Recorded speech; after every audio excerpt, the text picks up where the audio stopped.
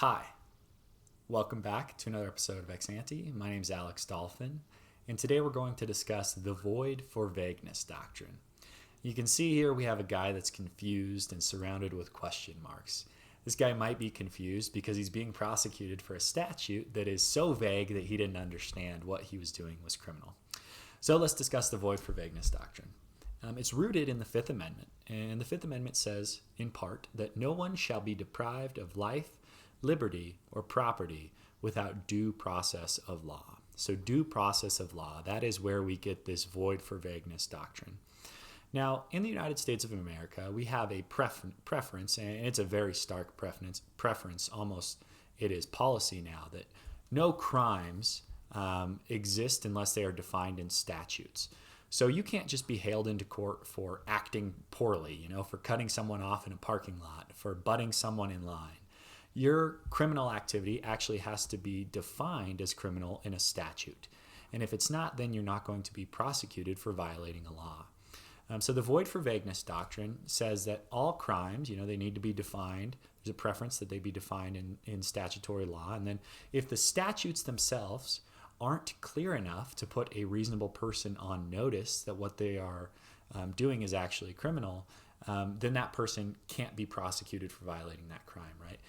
Criminal statutes have to be sufficiently descriptive to put people on notice, right? And so now what we're going to do is run through some language from some case law, and I hope that this just illuminates the void for vagueness doctrine a little bit more and gives you perhaps some quotes if you're looking for some. So the first is a case called Conley versus General Construction Co. And this decision was written by Justice Sutherland. And this is the hallmark verbiage describing the void for vagueness doctrine. And he says, the terms of a penal statute must be sufficiently explicit to inform those who are subject to it what conduct on their part will render them liable to its penalties. And a statute which either forbids or requires the doing of an act in terms so vague that men of common intelligence must necessarily guess at its meaning and differ as to its application violates the first essential of due process of law.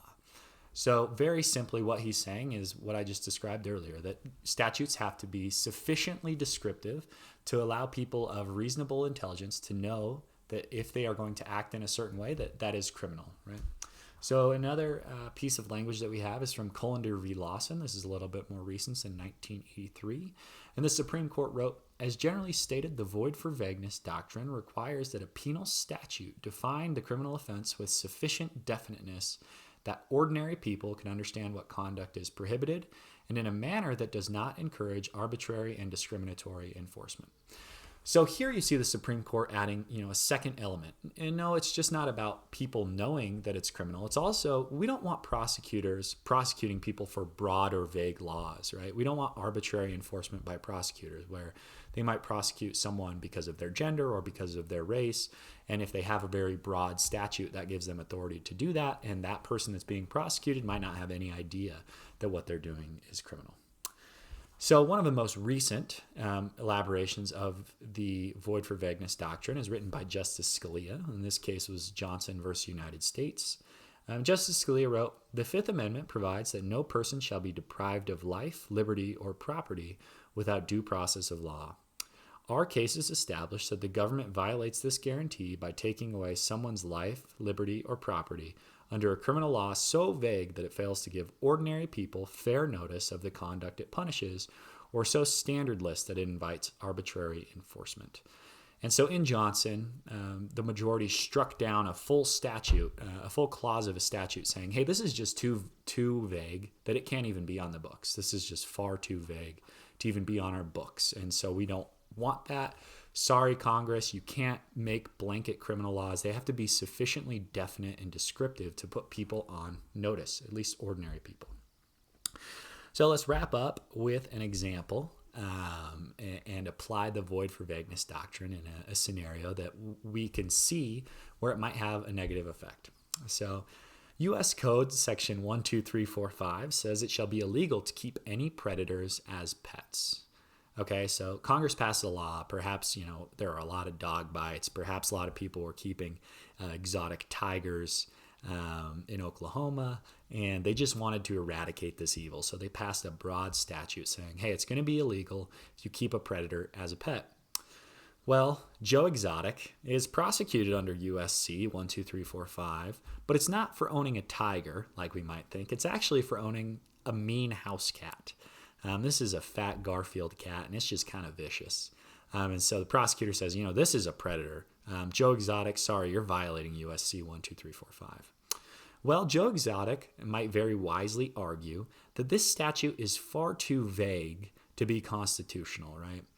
At a certain level, all pets are predators. A dog is a predator in a sense. Certainly, larger dogs, they have the capacity to kill rabbits or mice, and pretty much all cats have the ability to kill mice, and perhaps a lizard can kill insects. So what is a predator really? And this is too broad to be constitutional. It doesn't put anyone of ordinary intelligence on notice as to what activity is actually criminal here. A gecko eats a cricket, so is that a predator? Certainly I think we'd all think that a tiger is a predator, but maybe not a house cat, and most certainly not dogs, right? But dogs probably could be defined as predators. And so you could see how this broad statute might lead to arbitrary enforcement, which is something that we are not looking for in our country. And also, we need our criminal statutes to be sufficiently descriptive to put ordinary people on notice that their activity is criminal. So if you enjoyed this video, go ahead and hit that subscribe button. Thanks so much for hanging out with me today, and I hope that you have a nice rest of your evening.